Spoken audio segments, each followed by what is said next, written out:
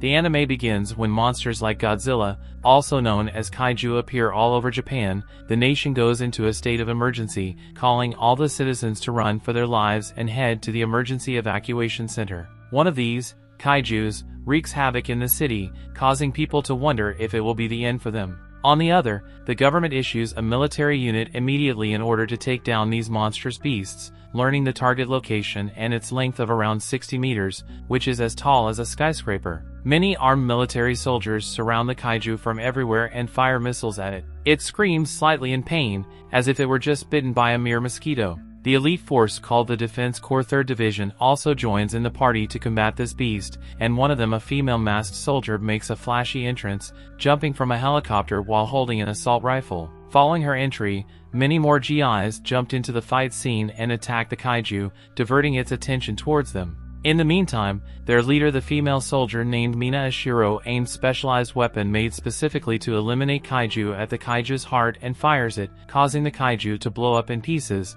which also makes it clear that humans cannot be underestimated. After the battle, the sweeper team heads to the fight location to dispose of the remains of the monster, which are scattered everywhere around there. While the machines are getting ready to clean up the area, a middle-aged man named Kafka Hibino, who has been watching everything from a distance while enjoying a hamburger, reveals to be one of the workers as well, who is supposed to clean the place. Kafka, who is part of a team of lazy losers known as the Sweepers, whose job it is to clean up the mess caused by kaiju, wonders when he will catch a break. They get to their work on enthusiastically, while on the other hand, the defense corps that has defeated the kaiju gets cheered on by the citizens for their successful defensive victory against the monster. Apparently, they have been working restlessly for the past couple of years to defeat these kaijus, and surprisingly they have never failed or been injured. Kafka, who has always wanted to become a member of the 3rd Division of the Defense Corps, passes by them doing his best to ignore the heroes and goes back to work. Kafka states that his team's battle begins after the 3rd Division's battle ends,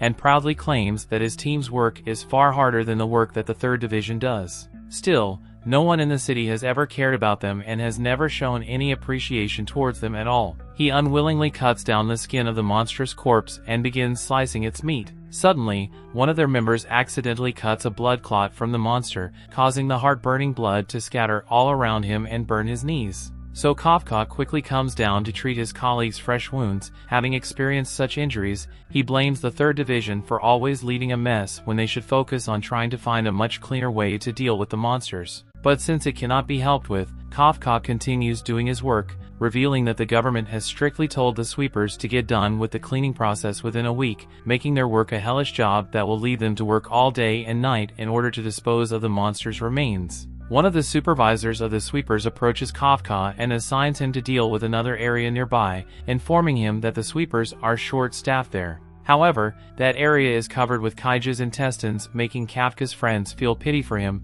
as dealing with kaiju's intestines is the worst experience someone can ever have. So when Kafka reaches the area, his body gives up smelling the disgusting poop oozing out of the monster's intestines. But Kafka's will to get this job over with remains undeterred, so he quickly cuts everything down and returns home late at night, being done with his hellish job. Laying down in his bed after working so hard, Kafka turns on the TV to watch something wholesome, but fails to get over the disgusting smell that is still attached to his skin. He redirects his focus on the news about the 3rd Division and watches as the media glorifies the leader of that team, Captain Mina, who became in charge of that division at the young age of 27. Not only that, but she apparently has also slayed over 100 kaiju monsters already, making her one of the best elite fighters in their country. Kafka, who is overwhelmed by Mina's success, reveals that they were once very good friends when they were still kids. Back then, Kafka always wanted to be the one to eliminate kaiju and encouraged Mina to join him on his mission.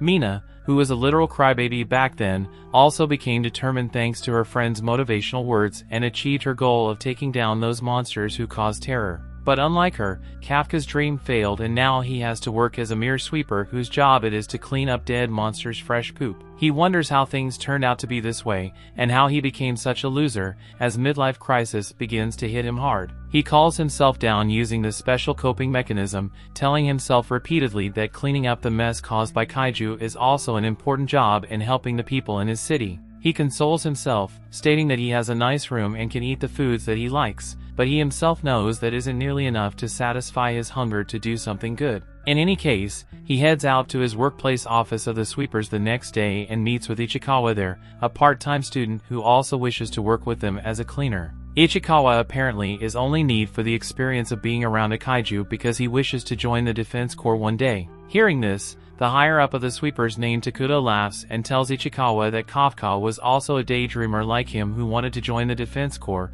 but that dream is now buried 12 feet under the ground. Ichikawa wishes to know why Kafka gave up on his dreams, and in response, Kafka tells him simply that his hard work and abilities weren't enough to become a member of the defense corps, so he suggests that Ichikawa to stop wasting his time trying. However, Ichikawa gets offended by his advice and makes it clear that unlike Kafka, he will never give up on his dream.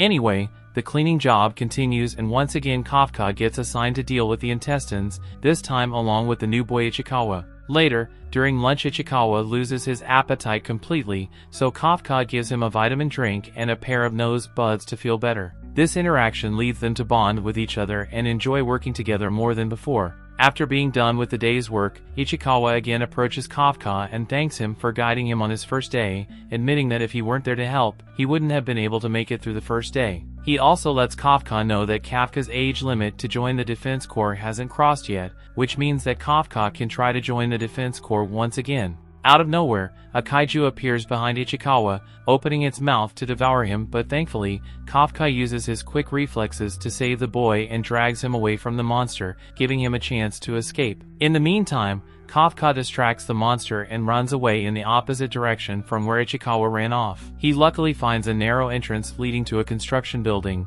so he enters there and jumps off from the edge knowing that the fall itself might end his life as well. At that moment, he remembers his time with Mina when she was crying over the fact that all of their friends, families, schools, and houses were destroyed by the kaiju. He cheered up Mina, promising her that they would together take revenge on the kaiju for what they did, and decided to join the defense corps to slay the kaiju together. Back to the present, Kafka lands safe on the ground and still expresses his regrets over not being able to join the defense corps. He picks up a steel pipe to use as a weapon against the kaiju. However, he is nowhere strong enough to land a hit on the monster and gets himself badly injured with his right leg broken. As he gives up on his life knowing he cannot escape, Ichikawa comes there to rescue him, telling him not to give up on his dreams. To save both the brave sweepers, a mysterious white tiger arrives there and takes care of the kaiju, eliminating it in the blink of an eye, which causes both Ichikawa and Kafka's jaws to drop completely. Mina appears before them revealing herself to be the owner of the ferocious white tiger, but she doesn't even look at Kafka as if she is embarrassed by his presence and leaves immediately.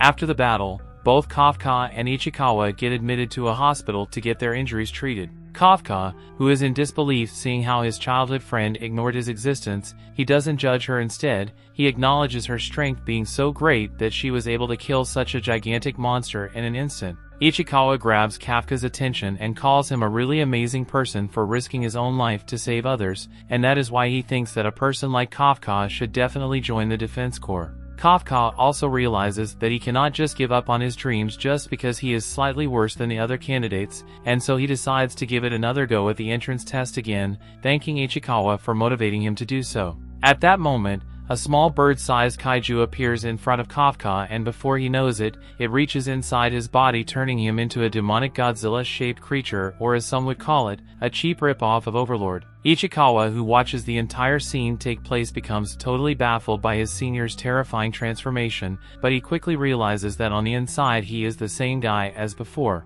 This sudden turn of events makes Kafka realize that if he doesn't run away for his life, the defense corps will soon find him and slay him.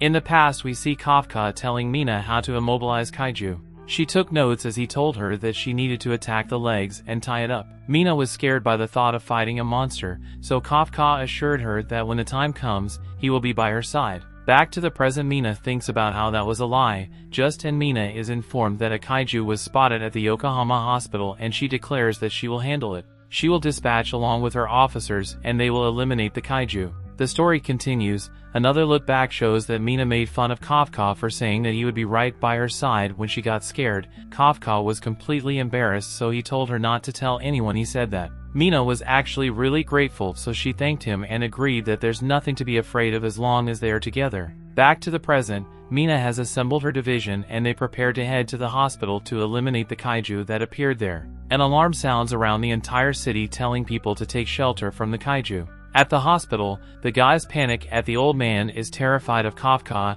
Ichikawa thinks they can clear up the misunderstanding if Kafka just smiles, but Kafka's smile is horrifying. It clearly doesn't work as the old man passes out. Kafka rushes to help him, but he shocks himself with his own strength as he destroys the area with the slightest touch. Kafka can't believe that he did all that, and others notice that a kaiju is there. Ichikawa assured that the defense force is on their way, so they agree to leave. Kafka goes to escape out the window, but once again shocks himself when this light is touched, destroys an entire wall. Kafka wonders what's going on with this body, but there's no time to think as people are beginning to panic. The two guys jump out the window, but Kafka launches himself much farther than he expected. Ichikawa tries to make sense of what's going on, but he begins to wonder if this kaiju is really Kafka. He asks Kafka if he's really him, but Kafka isn't even sure anymore as his body's going out of control. Ichikawa wonders if this transformation is a special mode of his, but Kafka has no clue. Just then the parasite extends out of his mouth to eat a bird alive. Luckily Kafka reverts back, but he reveals that there is trouble. Ichikawa wonders what kind of terrifying thing awaits them next, but Kafka just says that he needs to pee. Ichikawa just tells him to hold it, but he can't, and Kafka shames himself for being an adult that can't hold it in. Ichikawa points out that Kafka doesn't even seem to have the right parts to pee, and he wonders where it will even come out of. Kafka then shocks them both when he pees out of his nipples. Kafka is even more ashamed now, but Ichikawa reminds him that they have more important things to worry about. Kafka wonders if he can still join the defense force the way he is now, but Ichikawa points out that he is what the defense force eliminates. They probably won't let him join, and instead they will just destroy him. Kafka gets serious as this fact starts to sink in. The timing couldn't be worse either, as he just decided to try and catch up with Mina. They prepare to enter a restricted area where no one will be around, but Kafka senses something approaching. It's not the defense force though, since it's coming from underground. An explosion occurs elsewhere in the city, and the defense force receives a report that another kaiju has appeared. Kafka is able to tell that it's the same type that attacked them before. Ichikawa points out that they already sounded the alarms because of Kafka, so he hopes that there won't be any casualties. This kaiju will keep the defense force busy, so it's the perfect time for them to hide. Elsewhere, a girl sobs as her mother's trapped and they are found by the kaiju. The mother begs her daughter to run away, but it's too late as the kaiju is about to consume her. However, just then Kafka arrives to hit the kaiju with an incredibly powerful punch. Kafka shocks himself once again with how powerful he is, and he goes to check on the girl. Of course she is scared of him, so Kafka reminds himself to smile, but this just makes it worse. He rescues the unconscious mother, so Ichikawa explains that she will be fine. The kaiju returns, so Kafka tells him to get out of there. Ichikawa wonders what he's planning to do, so Kafka reveals that he's going to try punching the kaiju as hard as he can. Kafka begins a countdown as his body bursts with power and he unleashes the powerful punch. This strike absolutely destroys the monster, sending its parts flying everywhere, and its blood rains down from the sky.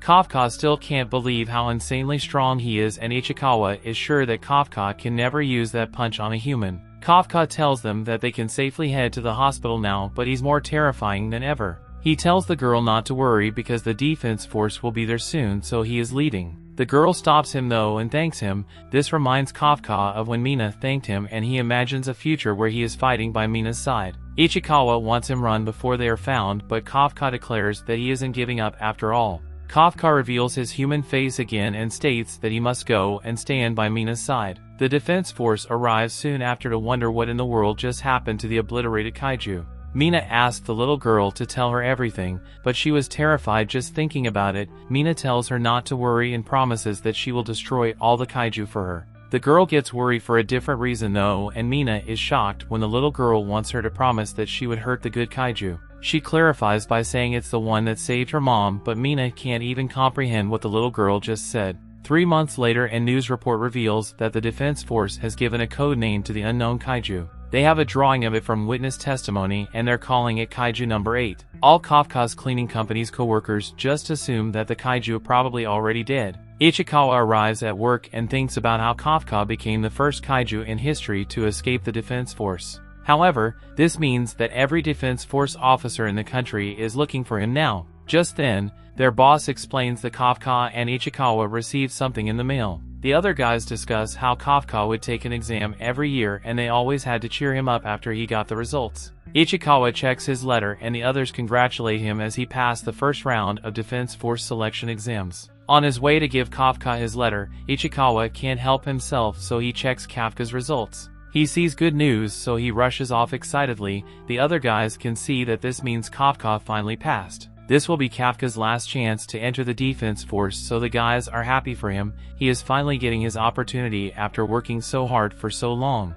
Ichikawa excitedly tells Kafka that he passed the first round of exams, but he becomes furious when Kafka in his kaiju's form. Kafka changes back as he didn't even notice, but he doesn't fully transform. Ichikawa points out that he was just on the news, so he needs to be more careful. We then learn that they returned to the hospital shortly after the whole incident and just lied about everything. Ichikawa thought that Kafka would be more happy about the letter, but Kafka reveals that the second round is where he always fails. Ichikawa wonders if Kafka's really planning to take their next exams with this crazy body of his. Kafka assures and that no one will notice, but he still can't get his transformation right. Ichikawa points out that the first round is just a written test and some paperwork, but there will be officers everywhere during the second. This will be really dangerous as they will eliminate Kafka on sight if they see he is a kaiju, but Kafka declares that he's taking the exam no matter what. He has been working real hard these past 3 months and this is his last chance since he is 32 years old. Ichikawa is just as determined, so he says that no matter what happens to Kafka,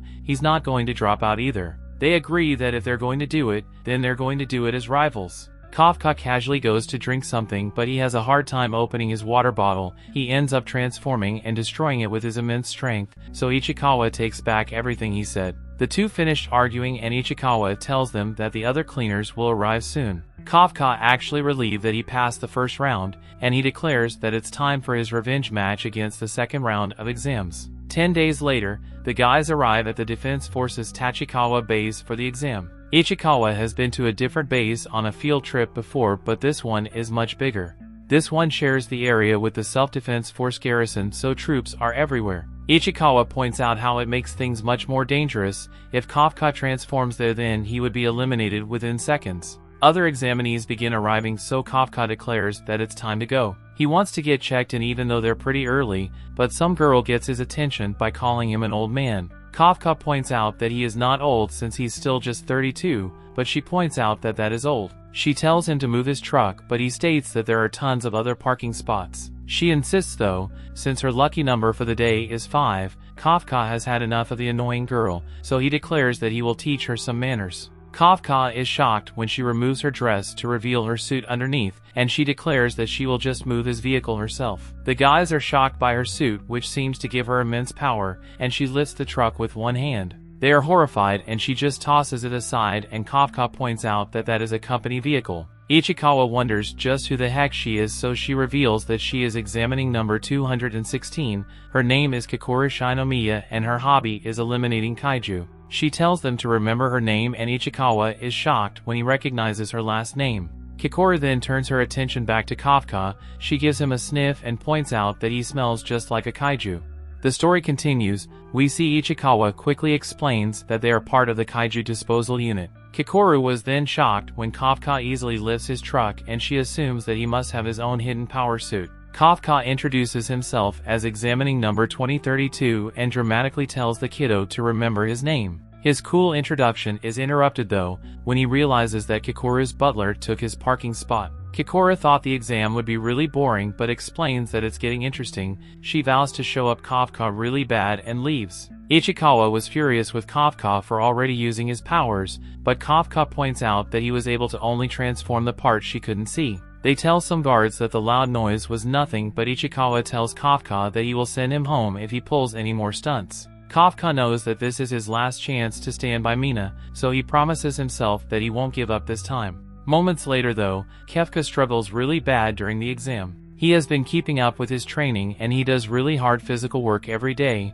but he just can't keep up right now. Look back to a moment ago, shows Ichikawa explaining that the second stage of the exam has 2 parts, fitness test and an aptitude test. They can't change their aptitude, which means they have to get the best grades they can in the fitness test. However, Kafka is having a really hard time. He was always pretty below average, but things have gotten way worse. He's really falling behind, so he wonders if people really become this weak after turning 30. Falling behind makes Kafka thinks about transforming, but that would just be crazy. Unfortunately, Kafka does really poorly and receives a rank of 219 out of 225. Kikoru reveals that she ranked 5th and marks Kafka as it didn't take long at all to show him up. Kafka thinks about how he dramatically told her to remember his name, but he wants her to forget his name now. Ichikawa was just glad that Kafka didn't use his powers, and Kafka explains that it wouldn't be fair if he did since everyone worked so hard to get there. Kafka just said that to sound cool though, and he wishes that he did use his powers. Kafka assures that he would have done better, but Ichikawa thinks that there was another reason why Kafka received the rank he did.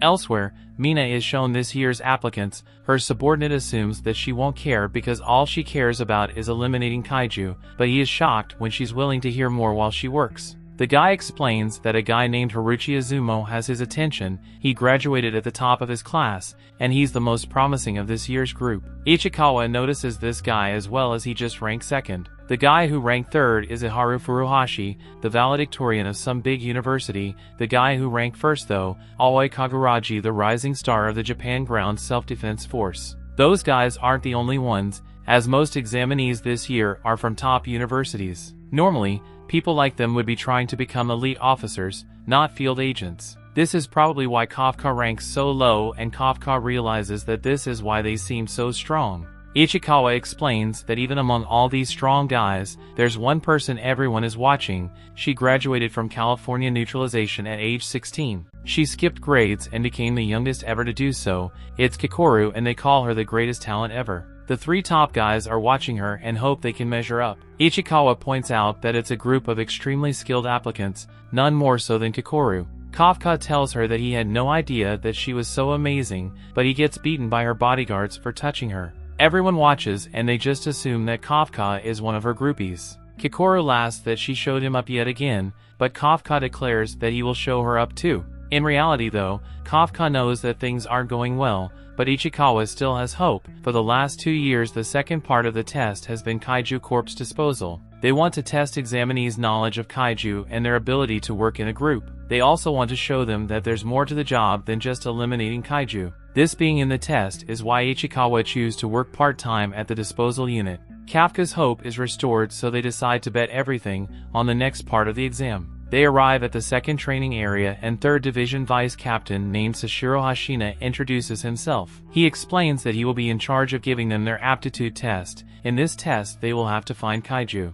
Kafka becomes excited as he thinks that they will have to find them to simply dispose of their bodies just like Ichikawa said, but he is shocked when Hashina actually says that they will have to find and neutralize the kaiju.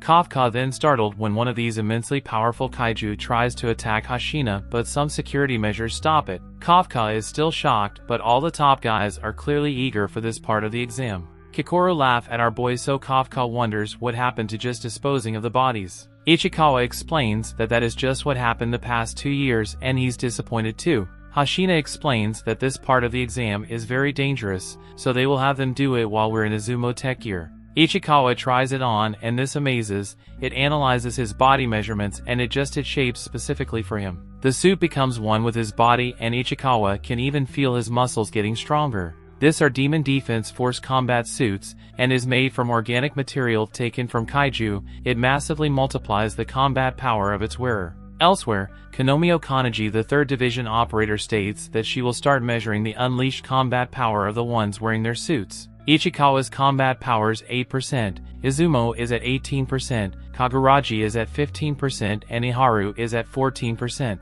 On this combat power indicates how much of the suit's power and examining we're able to draw out. Even after tons of training it's usually around 20%, and they're lucky if they even get just one applicant a year above 10%. These 3 guys are all over 10%, so Hashina wonders if this year will be something they have never seen before. Just then everyone is absolutely shocked as Konami sees that Kikoru was unleashed combat power is at 46%. Everyone is in awe of her, and Hashina thinks about how she's already at the level of a platoon leader. She hasn't even joined the force yet, so they assume that this must be some kind of record. Ichikawa is down on himself for only being at 8%, but Hashina explains that that's still pretty good for the first time. As long as the examinees don't have a 0 they will pass, and Hashina explains that he has never even seen a 0 before. There's a first time for everything as everyone is shocked once again, but this time it's because Kafka is revealed to have an unleashed combat power of 0%. Everyone laughs at him and Konami even wonders if there was some kind of error.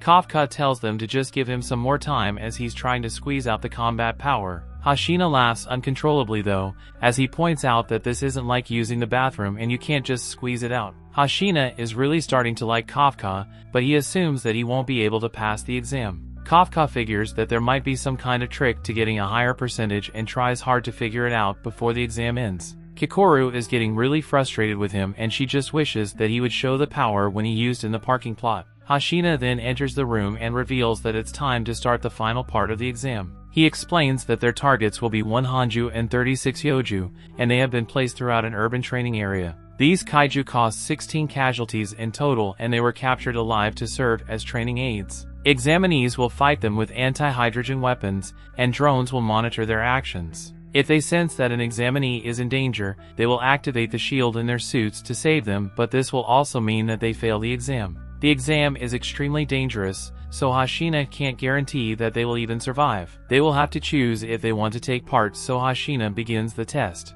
The examinees eagerly rush forward, but they're stunned when Kokoro jumps ahead. She quickly and easily takes down 2 Yoju and amazing everyone. Kafka declares that they need to push ahead so they don't fall behind, but Ichikawa points out that Kafka is the one holding them back. Kafka defends himself by pointing out that the weapons are very heavy without the help of the suit. He tries to make it sound cool by saying that only he, the Zero, can understand this, but Ichikawa doesn't think it's cool at all. Things are not looking good, as Ichikawa points out that they don't have the offensive power that the others have. Just then Hashina reveals that Mina has arrived to watch the exam. Kafka remembers their challenge to see who could become the cooler Defense Force officer, and he calms himself down. He stops caring about being a Zero and reminds himself that this is his last chance. Kafka realizes something and asks Ichikawa whether being watched by drones. If they just wanted to keep track of how many kaiju examinees eliminated, they could easily do that with sensors. This isn't the case because aside from testing their abilities, but they're also testing is how well they can adapt to the situation.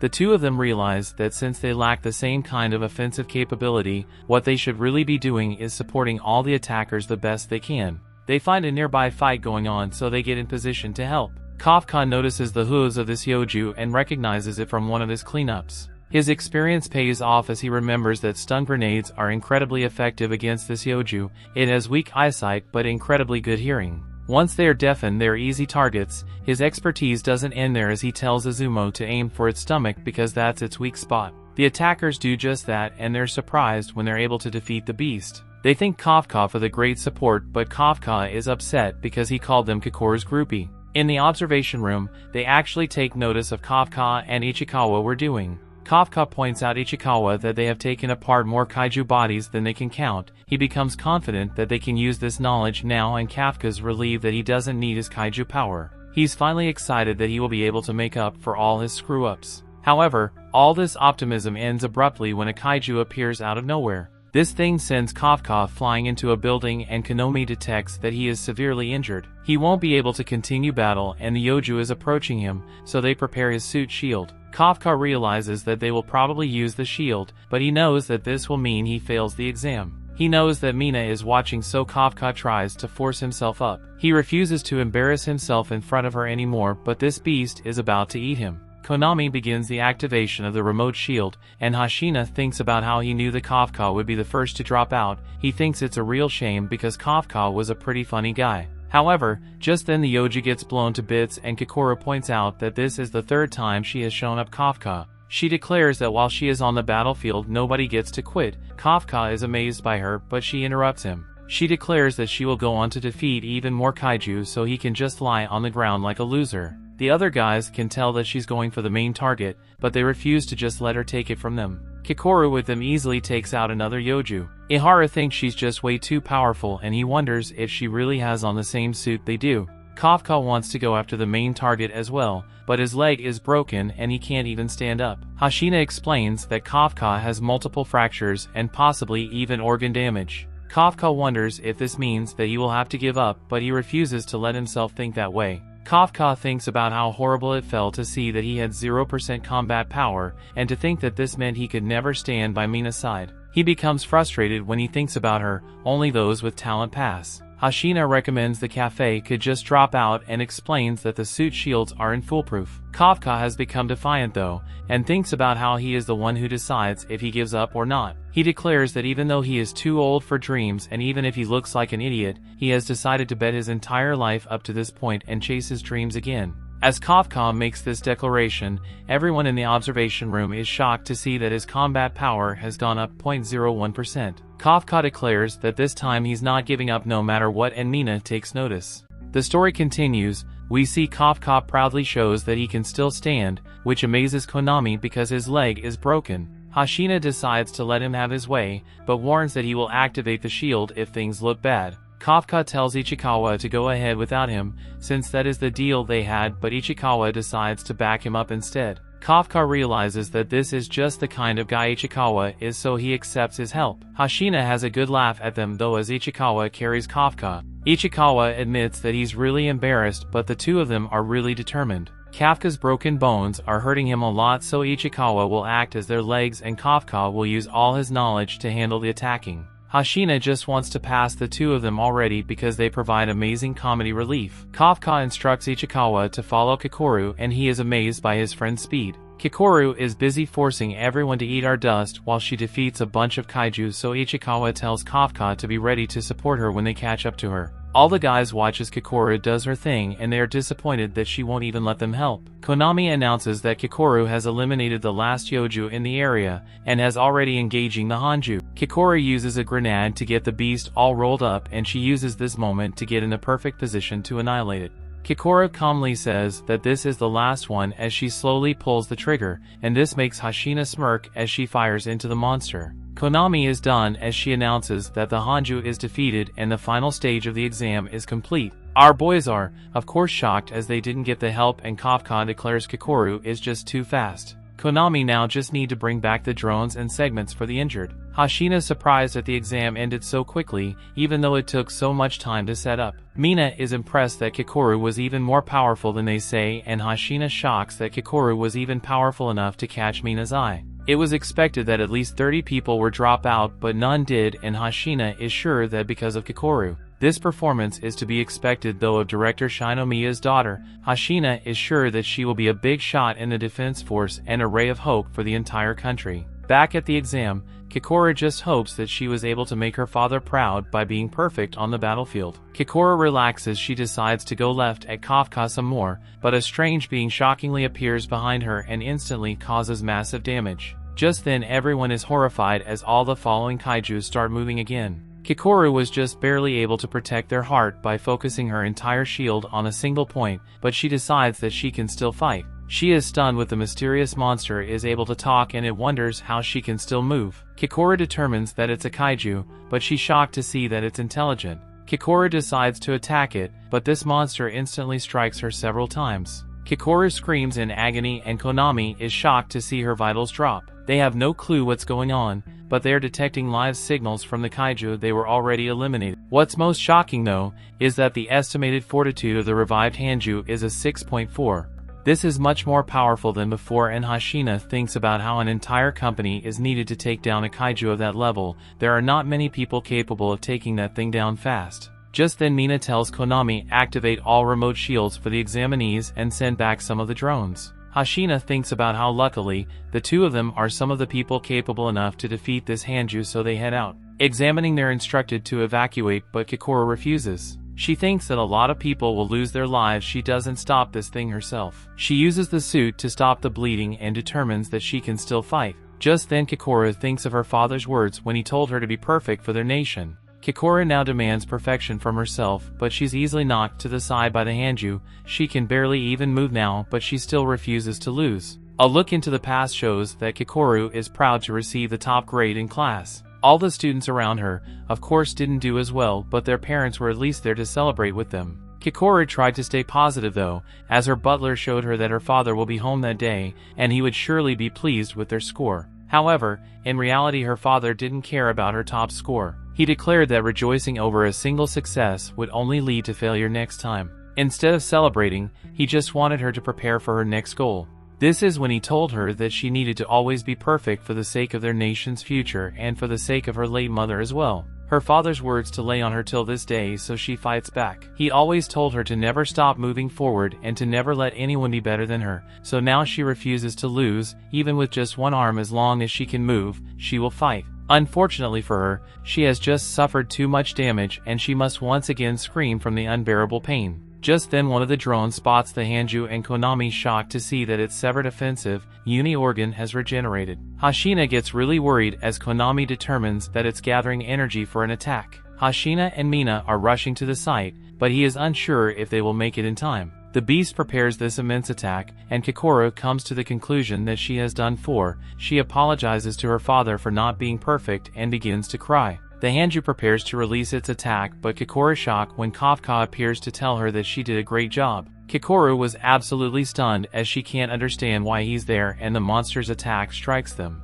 Of course, Kokoro is even more stunned when they are not harmed and Kafka begins to transform. Kafka explains that she did a good job buying time for everyone to evacuate so she can just leave the rest to him. Elsewhere, everyone evacuates frantically. Kaguraji uses flares though to organize the evacuation, which impresses Izumo. A look back to just moments ago shows Kafka and Ichikawa were told to evacuate. They were instructed not to go back as Kokoro was fighting the revived Hanju. Ichikawa was ready to evacuate, but Kafka had already disappeared. Ichikawa hoped that Kafka wasn't crazy enough to transform, since he was sure that he will be eliminated on the spot if he did. As Ichikawa rushes to the site, he realizes that Kafka definitely is crazy enough to transform, since he doesn't hesitate in these kinds of situations. Back with Kokoro, she's absolutely stunned by Kafka's transformation, and she can't understand how he could be a kaiju. Kafka shows that he's just his normal self as a better not to tell the defense force. Just then Kokoro was terrified as Hanji uses its immensely powerful attack again, but Kafka easily deflects it. Kafka promises to tell her everything in a moment, as he only needs 1 second to eliminate the beast. Just then Konami detects a mysterious ultra-powerful energy source near the Hanju.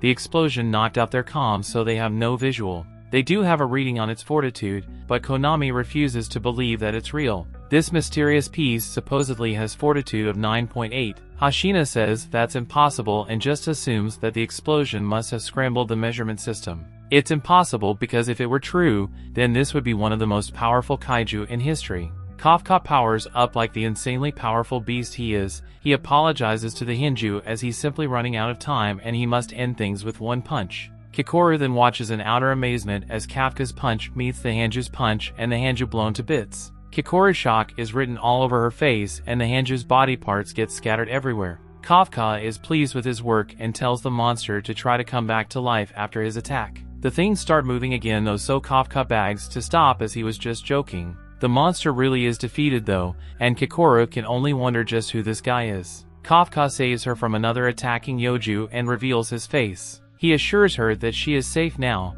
but scolds her for putting herself in so much danger. Soon enough Kafka is one being scolded as Ichikawa arrives. Kafka explains that he was only planning to transform part of his body, not he had to change the plan when he saw the Hanju. Ichikawa still scolds him, but the argument ends when Kokoro passes out. Soon after Mina and Hashina arrive at the scene, but they can't imagine what could have caused this much damage to the Hanju. Just then Konami reports that Kokoro, Ichikawa and Kafka have made it out, which means that the evacuation is complete. Hashina admits that Kokoro is incredibly strong, but there is no way she could have obliterated the Hanju like this. Mina points out that between the kaiju coming back to life and this blast area, there's a lot they don't understand. Mina then issues an order for an investigation unit to inspect the area, while she and Hashina wipe out their remaining Yoju. Hashina realizes that this blast is similar to what they saw 3 months ago and he wonders if they're connected. Later, we see the Kafkas back in another hospital. Ichikawa explains that Kokoro is recovering as well as they're using the defense force's best technology to treat her.